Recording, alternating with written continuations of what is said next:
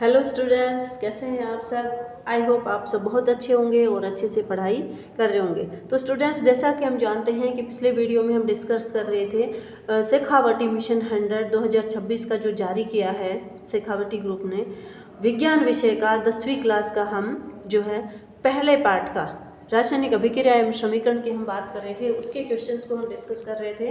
तो इसके 3 वीडियो मैं पहले बना चुकी हूँ और आज चौथा वीडियो है और आज हम चैप्टर को ख़त्म कर देंगे। इसके बाद फर्स्ट जो चैप्टर है आपका, उसमें से कोई भी ऐसा एक्सपेक्टेड क्वेश्चन, संभावित प्रश्न नहीं बचेगा जो एग्जाम में आ सकता है। तो जिन बच्चों ने ये वीडियोज़ नहीं देखे हैं जा करके ज़रूर देखिए, क्योंकि शेखावटी मिशन जो क्वेश्चन पेपर जारी करता है, क्वेश्चन पेपर कहें या क्वेश्चन बैंक जो जारी करता है, उसमें वो सारे संभावित क्वेश्चन शामिल होते हैं जो एग्जाम में पूछे जा सकते हैं। तो जिन बच्चों ने पहले पढ़ाई नहीं करी, अब ऐसा लग रहा है कि अब हम क्या करें, वो जा करके शेखावटी मिशन को पढ़ सकते हैं, या वो स्टूडेंट्स जिनका 100 आउट ऑफ 100 लाने का टारगेट है विज्ञान विषय में, जो कि संभव है, क्योंकि विज्ञान एक ऐसा विषय है जहाँ सब कॉन्सेप्चुअल क्वेश्चन होते हैं और नंबर कटने की संभावना ना के बराबर होती है। उसमें 100 में से 100 मार्क्स आते हैं, बहुत सारे बच्चों ने लिए हैं और आप भी उनमें से वो बच्चे हो सकते हैं जो 100 में से 100 नंबर लेकर के आए। तो उसके लिए जो है मैं आपकी हेल्प करने के लिए शेखावटी मिशन 100 के जो है मोस्ट इंपॉर्टेंट क्वेश्चंस का जो क्वेश्चन बैंक है वो लेकर के आई हूँ। और पहले चैप्टर के ऑलमोस्ट हमने डिस्कस कर लिए हैं, कुछ 10 क्वेश्चन बाकी हैं जो इस वीडियो में हम डिस्कस करने वाले हैं। तो बिना समय व्यर्थ किए चलिए शुरू करते हैं आज का वीडियो। देखिए, हमने पिछला जो वीडियो था वहाँ पे 25 तक क्वेश्चन डिस्कस कर लिए थे। आज हम डिस्कस करने वाले हैं प्रश्न संख्या 26। हम जानते हैं कि इस चैप्टर से एक क्वेश्चन 4 नंबर का आएगा, निबंधात्मक प्रश्न या दीर्घ उत्तरात्मक हम कहें प्रश्न इसमें से आने वाला है। तो उसी के क्वेश्चंस हम डिस्कस कर रहे हैं, कौन कौन से संभावित वो प्रश्न हैं जिनमें से वो दीर्घ उत्तरात्मक प्रश्न आ सकता है। तो चलिए प्रश्न संख्या 26 डिस्कस करते हैं। द्विविस्थापन अभिक्रिया को उदाहरण सहित समझाइए। द्विविस्थापन अभिक्रिया क्या होती है? द्विविस्थापन अभिक्रिया वो होती है, देखिए हमने विस्थापन अभिक्रिया पढ़ी थी। विस्थापन का मतलब था अधिक अभिक्रियाशील धातु कम अभिक्रियाशील वस्तु को, कम अभिक्रियाशील तत्व को उसी के यौगिक से विस्थापित कर देती है। अब द्विविस्थापन का मतलब 2 बार विस्थापन हो रहा है। यहाँ पे क्या होता है, अभिकारकों के बीच आयनों का आदान प्रदान होता है। अभिकारकों के बीच आयनों का आदान प्रदान होता है। कैसे? देखिए उदाहरण देखिए, उदाहरण दे रखा है सोडियम सल्फेट प्लस में बेरियम क्लोराइड। यहाँ पे क्या होगा, ये सोडियम जो है ये इसकी जगह चला जाएगा, सोडियम आयन, और ये बेरियम आयन है ये इस सोडियम की जगह आ जाएगा। किस तरह से?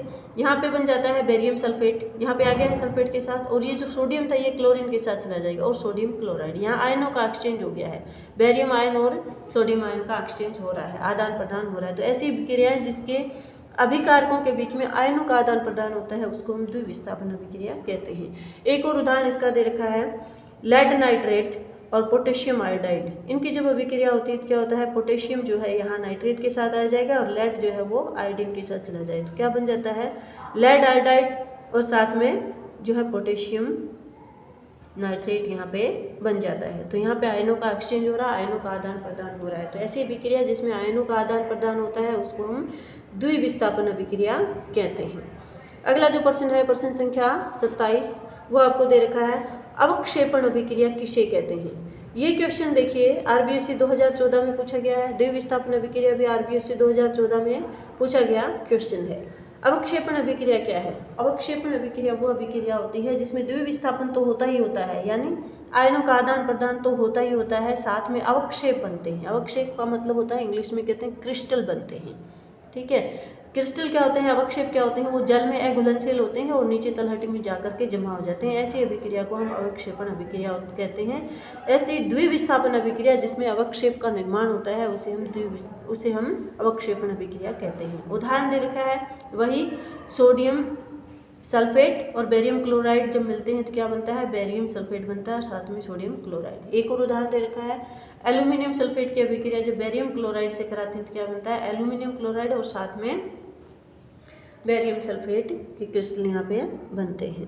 ठीक है, नेक्स्ट अगर हम बात करें तो क्वेश्चन संख्या 28, प्रश्न संख्या 28 जो है आपका वो क्या कहता है, कॉपर का कॉपर ऑक्साइड में उपचयन ऑक्सीकरण की समीकरण लिखिए।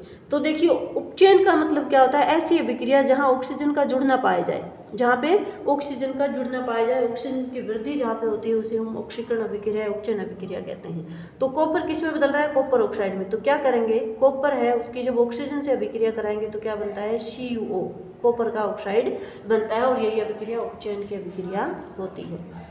अगला प्रश्न दे रखा है, कॉपर ऑक्साइड प्लस में हाइड्रोजन है, क्या बनता है, कॉपर प्लस में वाटर। अभिक्रिया में किस पदार्थ का ऑक्सीकरण हो रहा है, वह अपचयन हो रहा है। ये पूछा है ऑक्सीकरण किसका हो रहा है, तो ऑक्सीकरण का मतलब होता है ऑक्सीजन की वृद्धि होना, उपचयन का मतलब ऑक्सीकरण की वृद्धि होना, और अपचयन की बात करें तो ऑक्सीजन का ह्रास होना, ऑक्सीजन की कमी होना। ये देखिए RBSc 2016 में पूछा है, 17 में पूछा है, 23 में पूछा, और संभावना है कि 2026 में भी ये क्वेश्चन पूछ लिया जाए। तो ध्यान से समझिए कि किसका ऑक्सीकरण हो रहा है या हम कहें उपचयन हो रहा है, और किसका अपचयन। ऑक्सीकरण या उपचयन का मतलब ऑक्सीजन का जुड़ना। तो देखिए यहाँ पे जो हाइड्रोजन है ना, इसमें ऑक्सीजन की वृद्धि हो रही है, यहाँ ऑक्सीजन नहीं था लेकिन यहाँ हाइड्रोजन में ऑक्सीजन जुड़ गया है। तो इसका मतलब क्या हुआ, यहाँ पे जो हो रहा है ये क्या हो रहा है, ऑक्सीकरण की अभिक्रिया हो रही है। अगर हम बात करें CuO, यहाँ से ऑक्सीजन का ह्रास हो रहा है, देखिए कॉपर में से ऑक्सीजन हट रही है, तो यहाँ क्या हो जाएगा, अपचयन। ठीक है, जहाँ ऑक्सीजन की वृद्धि पाई जाती है, या अथवा में इस तरह का क्वेश्चन भी पूछा जा सकता है, उपचयन अभिक्रिया को उदाहरण सहित समझाइए, तो आप ये उदाहरण दे सकते हैं। या ये पूछा जा सकता है अपचयन अभिक्रिया को उदाहरण सहित, तो यहाँ पे जो है ये भी हो सकता है उदाहरण, क्योंकि यहाँ पे उपचयन और अपचयन दोनों हो रहे हैं। और एक ये भी हो सकता है कि उपापचयी अभिक्रिया या ऑक्सीडेशन रिडक्शन रिएक्शन, या हम कहें रेडॉक्स रिएक्शन का उदाहरण दीजिए, तो ये भी उदाहरण वहाँ पे सटीक बैठता है। ये RBSc 2024 में पूछा गया क्वेश्चन है, यानी ये मोस्ट इम्पोर्टेंट क्वेश्चन आपका है, और ये पूछा जा सकता है एग्जाम में। तो देखिए जहाँ पे ऑक्सीजन की वृद्धि होती है उसे हम कहते हैं उपचयन हो रहा है, जहाँ ऑक्सीजन की कमी पाई जाती है, ह्रास होता है ऑक्सीजन का, उसे हम कहेंगे अपचयन की अभिक्रिया हो रही है। तो यहाँ ऑक्सीजन की वृद्धि हो रही है, यहाँ होगा ऑक्सीकरण या उपचयन, या ऑक्सीजन की कमी हो रही है, तो यहाँ हम कहेंगे यहाँ पे क्या हो रहा है, ऑक्सीजन का ह्रास हो रहा है, तो हम कहेंगे अपचयन यहाँ पे हो रहा है। एक और उदाहरण इसका देखिए, एक और उदाहरण दे रखा है, जैसे जिंक ऑक्साइड है ZnO, उसके साथ कार्बन की अभिक्रिया कराई जा रही है, तो क्या बन रहा है, कार्बन मोनोऑक्साइड गैस बन रही है और जिंक बन रहा है। यहाँ पे देखिए कार्बन के साथ ऑक्सीजन जुड़ रहा है, कार्बन के साथ ऑक्सीजन जुड़ रहा है, मतलब यहाँ पे उपचयन हो रहा है या उपचयन हो रहा है, या हम कहें यहाँ पे ऑक्सीकरण हो रहा है। यहाँ पे देखिए यहाँ ऑक्सीजन जुड़ा हुआ था लेकिन यहाँ ऑक्सीजन की हानि हो गई है, ऑक्सीजन की हानि हो गई, हम कहेंगे अपचयन, अपचयन की अभिक्रिया यहाँ पे हो रही है। ठीक है, बिल्कुल सिंपल है और बहुत इम्पोर्टेंट है। नेक्स्ट जो क्वेश्चन है वो आपका है प्रश्न संख्या 30। प्रश्न संख्या 30 में आपसे पूछा है रेडॉक्स अभिक्रियाएं उपचयन अपचयन किसे कहते हैं। तो ये बिल्कुल अभी जो हमने उदाहरण पढ़ा है ये उपचयन अपचयन का उदाहरण ले सकते हैं। ऐसी अभिक्रिया जिसमें एक अभिकारक उपचयित होता है, यानी एक अभिकारक में ऑक्सीजन जुड़ती है और दूसरा अभिकारक अपचयित होता है, यानी यहाँ ऑक्सीजन का ह्रास होता है, इसे हम रेडॉक्स अभिक्रिया कहते हैं। मोस्ट इंपॉर्टेंट क्वेश्चन RBSc 2014 और 16 में पूछा गया है और उदाहरण बिल्कुल सेम जो अभी हम डिस्कस करके आए हैं, आप अच्छे से समझ गए हैं। और दूसरा उदाहरण जिंक वाला भी आप दे सकते हो, जिंक ऑक्साइड वाला। और एक और उदाहरण यहाँ पे दिया गया है, क्या दिया गया है, मैग्नीशियम ऑक्साइड और ये हाइड्रोजन क्लोराइड के साथ जब ये रिएक्शन करता है तो क्या होता है, MnCl2, ऑक्सीजन की हानि यहाँ पे हो रही है यानी अपचयन हो रहा है।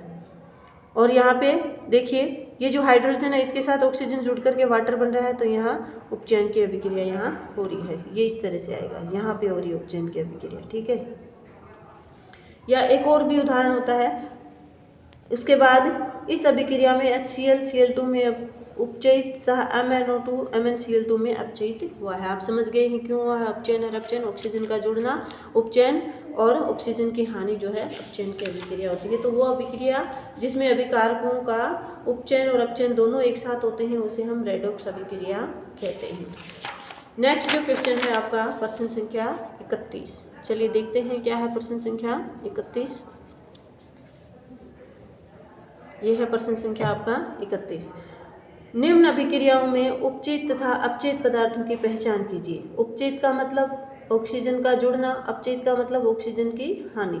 तो पहचान आपको करनी है। ये देखिए सोडियम और ऑक्सीजन को रिएक्शन जब कराते हैं तो क्या बन रहा है, सोडियम के साथ ऑक्सीजन जुड़ गया है। हमें सिर्फ ये देखना है कि ऑक्सीजन जुड़ गया है, ऑक्सीजन जुड़ गया है, इसका मतलब क्या हुआ, उपचयन की अभिक्रिया यहाँ पे हो रही है, ठीक है। यहाँ पे उपचयन की अभिक्रिया, सोडियम का जो है उपचयन यहाँ पे हो रहा है, सोडियम के साथ ऑक्सीजन जुड़ रहा है। ये आरबीएससी 2023 में पूछा गया क्वेश्चन है। ये वही है जो एग्जाम्पल अभी हम करके आए ना, जो उदाहरण हमने किया है वही है। CuO और हाइड्रोजन के साथ अभिक्रिया कराते हैं तो यहाँ पे क्या हो रहा है, उपचयन और अपचयन दोनों की अभिक्रिया हो रही है। देखिए यहाँ पे ऑक्सीजन का ह्रास हो रहा है, ऑक्सीजन की हानि हो रही है, तो यहाँ पे क्या होता है, अपचयन की अभिक्रिया। यहाँ पे क्या होता है, अपचयन की अभिक्रिया होती है। और ऊपर अगर हम बात करें हाइड्रोजन के साथ जो है ऑक्सीजन जुड़ रही है, हाइड्रोजन के साथ ऑक्सीजन जुड़ रही है, तो हम क्या कहेंगे, ये उपचयित हो रही है, ठीक है। तो दोनों ही अभिक्रिया यहाँ पे होती हैं। ये मोस्ट इम्पोर्टेंट एग्जाम्पल है, ये मोस्ट इम्पोर्टेंट, बहुत बार एग्जाम में पूछा गया है और संभावना है इस बार भी एग्जाम में ये आ जाए। जब आप पेपर देखोगे और उसमें वो सेम क्वेश्चन मिलेंगे जो आपको बताए गए हैं, तो आपको लगेगा हाँ मैडम सही कह रहे थे, उनकी बात मान लेते तो अच्छा रहता। तो चलिए अगला जो प्रश्न है वो है, एक भूरे रंग का एक चमकदार तत्व X है, पता नहीं क्या है, बस उसका नाम X दिया है, को वायु की उपस्थिति में गर्म करने पर काले रंग का हो जाता है। इस तत्व X में उस काले रंग के यौगिक का नाम बताना है। तत्व X क्या है और वो काले रंग का यौगिक क्या है। तो देखिए ये जो तत्व है चमकीला, ये कॉपर है, कॉपर चमकीला होता है और इसके जब हवा में छोड़ा जाता है, खुले में जब छोड़ देते हैं तो ये क्या बना लेता है, कॉपर का ऑक्साइड बना लेता है। वायु में जो ऑक्सीजन है उससे अभिक्रिया करके कॉपर का ऑक्साइड बना लेता है, जिसकी वजह से कॉपर पर काले रंग की परत चढ़ जाती है। तो हम क्या लिखेंगे, तत्व X कॉपर है और काले रंग का जो यौगिक है वो कॉपर ऑक्साइड है। कॉपर भूरे रंग का चमकदार तत्व होता है, वायु की उपस्थिति में गर्म करने पर काले रंग की कॉपर ऑक्साइड की परत इस पर चढ़ जाती है। ये अभिक्रिया आप लिख सकते हो। नेक्स्ट जो क्वेश्चन है प्रश्न संख्या 33, क्या है, संक्षारण किसे कहते हैं, उदाहरण दीजिए। तो संक्षारण का मतलब क्या है, जब कोई धातु अपने आसपास अम्ल है या आर्द्रता है आदि के संपर्क में आती है, नमी के संपर्क में आती है, अम्ल के संपर्क में आती है, तब ये संक्षारित हो जाती है और इसी प्रक्रिया को हम संक्षारण कहते हैं। जैसे लोहे पर जंग लगना, चांदी के ऊपर काली परत चढ़ना, तांबे के ऊपर हरी परत चढ़ना, ये सब संक्षारण के उदाहरण है। और लोहे की वस्तुओं पर संक्षारण की समस्या एक गंभीर समस्या है, इसलिए लोहे की वस्तुओं को हम पेंट करते हैं या गैल्वेनाइजेशन करते हैं, जिंक की परत उस पर चढ़ाते हैं। नेक्स्ट जो क्वेश्चन है वो है, विकृत गंधिता को उदाहरण सही समझाइए। आरबीएससी 2017 में पूछा गया प्रश्न है। तो विकृत गंधिता क्या होता है, जो वसा युक्त या तेलीय खाद्य पदार्थ होते हैं ना, उनको लंबे समय तक जब रखा जाता है तो वो उपचयित हो जाते हैं। उपचयित का मतलब क्या होता है, ऑक्सीजन के साथ वो अभिक्रिया करके ऑक्साइड बनाते हैं, वो उपचयित हो जाते हैं और उससे विकृत गंधी हो जाते हैं, मतलब उनमें स्मेल आने लग जाती है, उनमें गंध आती है और उनका स्वाद भी खराब हो जाता है। इसलिए क्या करते हैं, इन पदार्थों का उपचयन रोकने वाले पदार्थ इनके साथ मिलाए जाते हैं, जिनको प्रतिऑक्सीकारक कहते हैं। जैसे हम बात करें चिप्स वगैरह के पैकेट में नाइट्रोजन गैस भर दी जाती है, जो एक्रिय गैस होती है, जिससे क्या होगा, ऑक्सीजन के साथ इनका संपर्क नहीं होगा, तो फिर ये विकृत गंधिता की समस्या वहाँ पे नहीं होगी। या ऐसे डब्बों के अंदर चीज़ों को रखा जाता है जो हवा के साथ संपर्क में वो ना आ सके, हवा के साथ संपर्क में नहीं आएंगे तो ऑक्सीजन से संपर्क में नहीं आएंगे तो उनका ऑक्सीकरण नहीं होगा, तो विकृत गंधिता वहाँ पे नहीं होगी।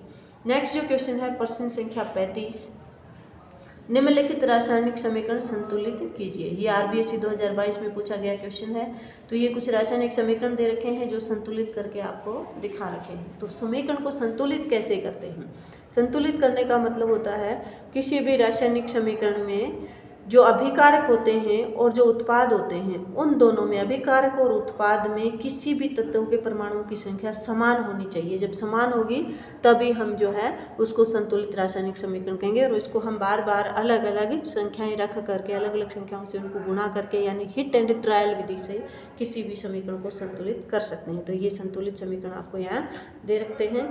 तो यहाँ पे अपना जो चैप्टर फर्स्ट था, जो आपका चैप्टर फर्स्ट था, वो यहाँ पे कंप्लीट हो जाता है, जिसमें आपसे जो है जिस भी तरह के क्वेश्चन यहाँ पे संभावित क्वेश्चन थे, जैसे हम बात करें कि एमसीक्यू यहाँ से 2 आने वाले हैं, तो वो उस टाइप के एमसीक्यू जितने भी संभव थे वो यहाँ दिए गए हैं। एक लघु उत्तरीय प्रश्न बनेगा इस चैप्टर से, वो भी, और एक दीर्घ उत्तरीय प्रश्न। तो उस टाइप के सारे क्वेश्चन हमने डिस्कस कर लिए हैं। अगर आप मिशन शेखावटी 100 के नोट्स को ढंग से पढ़ लेते हैं, अच्छे से प्रिपेयर कर लेते हैं, तो यकीनन आपके विज्ञान में बहुत अच्छे मार्क्स आने वाले हैं। तो यहाँ पे हमारा चैप्टर फर्स्ट खत्म होता है। अब हम शुरू करेंगे नेक्स्ट चैप्टर अपना सेकंड। उसके जो है मेरे पास पूरी PDF है। जिन बच्चों को PDF चाहिए कमेंट करके बताइए, उनको जो है मैं दे दूँगी या फिर डिस्क्रिप्शन बॉक्स में इसकी PDF मैं डाल दूँगी। तो यहाँ पे अपने मिशन शेखावटी 100 जो विज्ञान विषय का है उसका चैप्टर फर्स्ट खत्म होता है। मिलते हैं एक और नए वीडियो में, तब तक के लिए पढ़ते रहिए, खुश रहिए, हेल्दी रहिए।